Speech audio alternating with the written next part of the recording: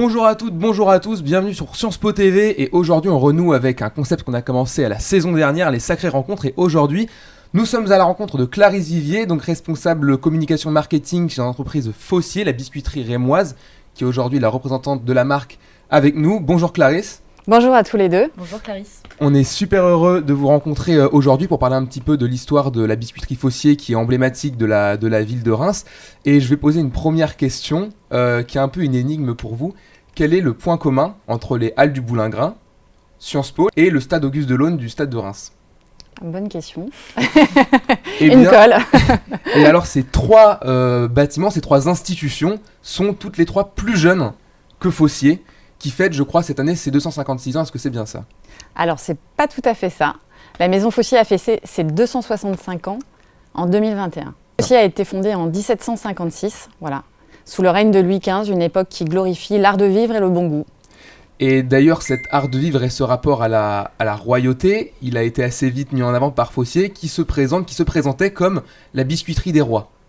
Tout à fait, en fait, l'histoire de la maison Fossier est bien sûr liée à celle de la ville de Reims, donc la cité des sacres, puisque lorsque un roi venait se faire sacrer, les maîtres pâtissiers et biscuitiers de l'époque créaient en fait des spécialités gourmandes qui étaient offertes au roi la veille de son sacre.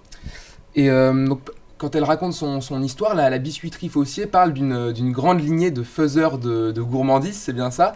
Parce que le nom Fossier ne va pas arriver de suite dans l'histoire de la biscuiterie. Non, alors le nom Fossier arrive en 1845, mais en 1756, effectivement, c'est la maison de Noël Houzeau. Et Monsieur Fossier, boulanger de son état à Reims, va reprendre la maison en 1845 et lui donner son nom. Et aujourd'hui, avec les progrès successifs de la technique, la mécanisation et la recherche d'augmentation de cette productivité, quelle évolution la recette du biscuit rose a eue? Le biscuit rose, en fait, date des années 1690. Donc la légende raconte que des boulangers champenois, soucieux d'utiliser la chaleur de leur four après le défournage du pain, eurent l'idée de créer une pâte sucrée qui, après avoir subi une première cuisson, était laissée dans le four dans lequel elle finissait de sécher et de cuire. D'où le mot biscuit, cuit 2 fois. Ah, biscuit. Oui. Bis pour deux. Tout à fait, tout à fait. Et la couleur rose biscuit, elle vient de où? Alors la couleur rose, initialement le biscuit n'était pas rose, il était blanc et un petit peu fade. Donc pour lui apporter de la saveur, les boulangers champenois eurent l'idée d'ajouter des pigments de vanille. Et donc pour cacher en fait les petits pigments noirs, ah oui, ça faisait des petits points dans voilà, ils eurent l'idée de colorer le biscuit avec du colorant naturel de carmin, qui est encore le colorant utilisé aujourd'hui. Donc quand on mange aujourd'hui un biscuit rose Fossier, on mange un biscuit, c'est la même recette que celle que les rois ont dégusté? Tout à fait. Et en fait, aujourd'hui, la maison Fossier est la seule maison en fait, à fabriquer les biscuits roses de façon encore artisanale, mais aussi industrielle, puisqu'ils sont distribués partout au national et aussi à l'export. En revanche, elle a su préserver la recette traditionnelle du biscuit rose et des techniques encore très manuelles de production, puisqu'elle a été labellisée Entreprise du patrimoine vivant en 2006, grâce notamment au procédé de fabrication du biscuit rose, qui est le même que depuis la création de la biscuiterie en 1756. C'est-à-dire que la maison Fossier pratique encore la double cuisson du biscuit. Si on comprend bien, le biscuit rose, il n'a pas été créé par Fossier, c'est une recette qui est encore antérieure à l'histoire de la biscuiterie et qui est typiquement rémoise. Alors c'est un produit emblématique bien sûr de la région, c'est une vraie spécialité. On dit souvent qu'à Reims, il y a 3 spécialités et 3, on va dire, emblèmes, la cathédrale, le champagne et le biscuit rose. Mais Fossier, ne s'attribue pas la création du biscuit rose. D'accord. En revanche, en 1775, les biscuits sont présents lors du sacre de Louis XVI, en la cathédrale de Reims.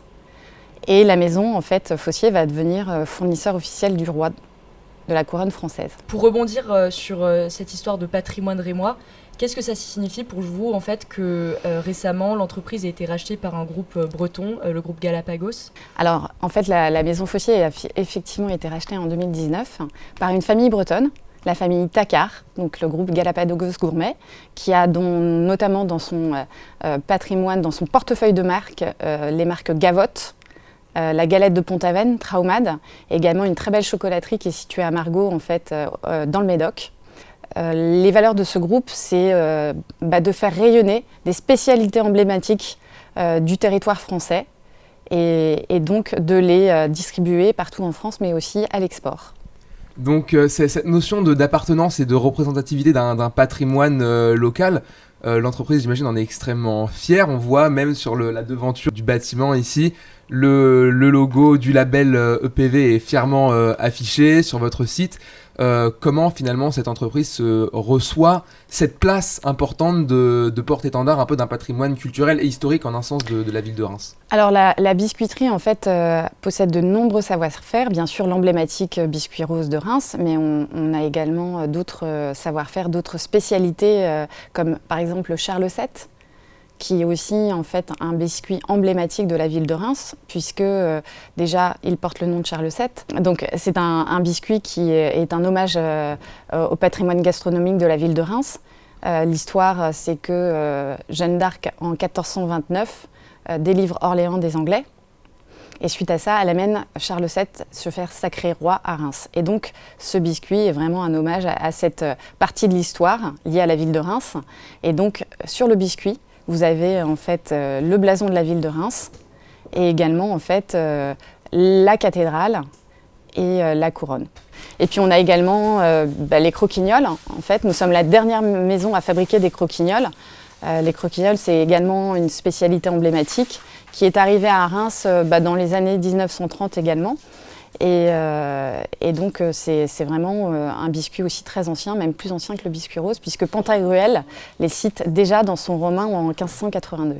Quel est, selon vous, votre best-seller chez Fossy? Notre biscuit emblématique et qui a clairement aussi créé la renommée de la maison, c'est bien sûr le biscuit rose. En 1825, la biscuiterie reçoit en fait un diplôme royal, le sceau de Charles X, qui reconnaît la grande qualité de ses biscuits et qui va permettre en fait à la maison Fossier d'acquérir une notoriété partout en France, mais également jusqu'à Londres et à Bruxelles. Et c'est à ce moment-là que la maison Fossier va s'affirmer comme la maison mère des biscuits roses de Reims. Donc bien sûr que le biscuit rose, ça reste sa recette emblématique.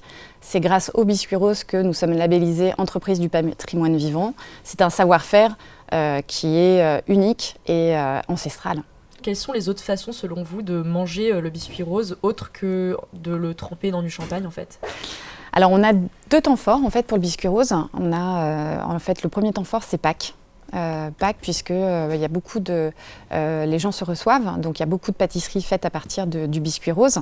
La particularité du biscuit rose, en fait, c'est qu'il a une très belle capacité d'absorption, qui est liée à sa double cuisson, en fait, qui l'assèche complètement, et du coup, il a la capacité d'absorber son point en liquide. Donc c'est pour ça qu'il est très utilisé dans les desserts sans cuisson, comme les charlottes, les tiramisu, puisque comme c'est un produit assez sucré, il s'associe très bien avec une framboise ou même une fraise. En fait, l'acidité des fruits rouges contrebalance justement ce côté sucré. Et puis bien sûr, en fait, la deuxième saisonnalité très forte, c'est Noël, puisque le biscuit rose, c'est un produit de fête, justement symbole de l'art de vivre avec le champagne.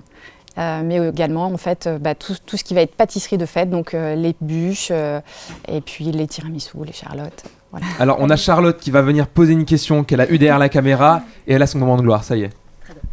Donc bonjour à tous, bonjour. Bonjour Charlotte. Quelle est l'origine en fait de la tradition de tremper les biscuits dans le champagne? Alors cette tradition, elle est arrivée juste après la Première Guerre mondiale en fait. Au début des années folles, la vogue des biscuits roses grandit, puisque les élégantes aiment le déguster en fait avec un champagne. Et donc en fait, de là est née la tradition de le tremper dans une coupe de champagne. Magnifique. Charlotte, dans une prochaine interview de Sacrée Rencontre. Voilà.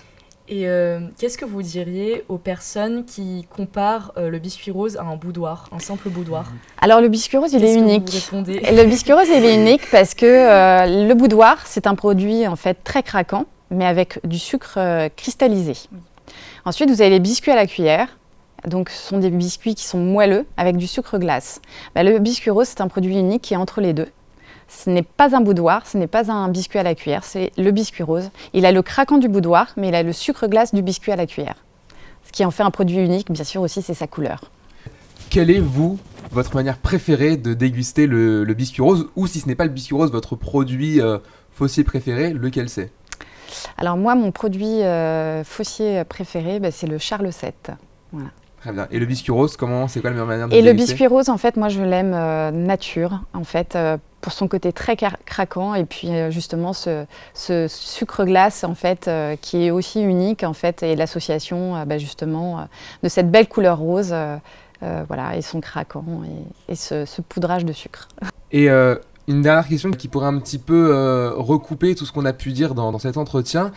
Comment, quand on est une entreprise plus que bicentenaire, presque tricentenaire comme Fossier, comment on fait pour à la fois rester dans son temps, évoluer, continuer d'avancer, tout en conservant un attachement au patrimoine, à la tradition et à ses racines historiques? Les valeurs de la Maison Fossier, c'est toujours, bien sûr, de faire vivre ses spécialités emblématiques et de faire rayonner ses savoir-faire. On est vraiment symbole de l'art de vivre à la française. On a un produit, justement, un produit de fête qui est unique, une recette, nous sommes les seuls aujourd'hui, clairement. Alors, nous ne sommes pas les seuls à en fabriquer, puisque vous avez beaucoup de boulangers et de pâtissiers champenois qui fabriquent leurs biscuits roses. Nous sommes les seuls aujourd'hui à vraiment pratiquer cette double cuisson et à les distribuer en dehors de la région.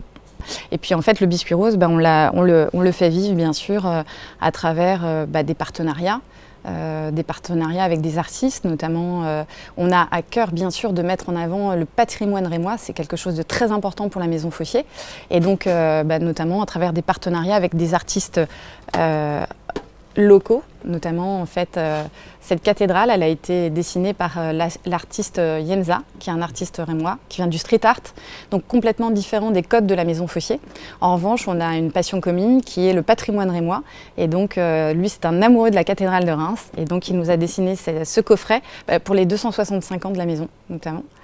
Donc ça c'est un exemple de partenariat, et puis on a travaillé également les boîtes saveurs de la Champagne avec notamment le photographe Michel Joliot, qui est un des photographes emblématiques aussi de la région.